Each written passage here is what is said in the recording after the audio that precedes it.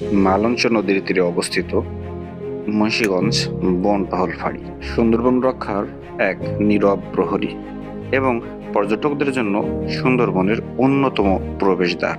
চারপাশে ছড়িয়ে আছে সবুজের মায়া, নদীর শান্ত স্রোত আর এক অনাবিল প্রশান্ত পরিবেশ। বাড়ির পাশেই যেন আরশিনগর, কিন্তু কত কিছুই না অদেখা থেকে যায়। নির্জন দুপুরে মালঞ্চ নদীর বুকে সারি সারি ট্রলার বোট অলস সময় কাটায়। বিকেলের নরম আলোয় এই জায়গার সৌন্দর্য আরো প্রাণবন্ত হয়ে ওঠে।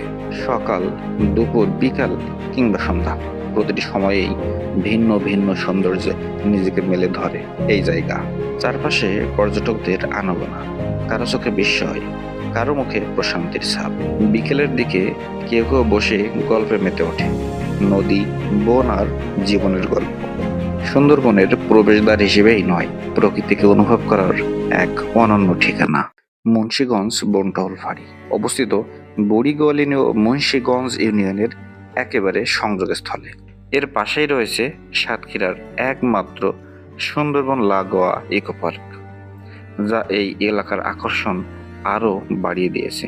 মুন্সিগঞ্জ বনটহল ফাঁড়ি শুধু একটি বন বিভাগীয় কার্যালয় নয়, এটি শান্তি খোঁজার এক ঠিকানা, প্রকৃতিকে খুব কাছ থেকে অনুভব করার এক সুযোগ। প্রকৃতি, নদী আর মানুষের সহজ জীবনের মেলবন্ধনে মুন্সিগঞ্জ বনটহল ফাঁড়ি সত্যি এক অনন্য সুন্দর জায়গা।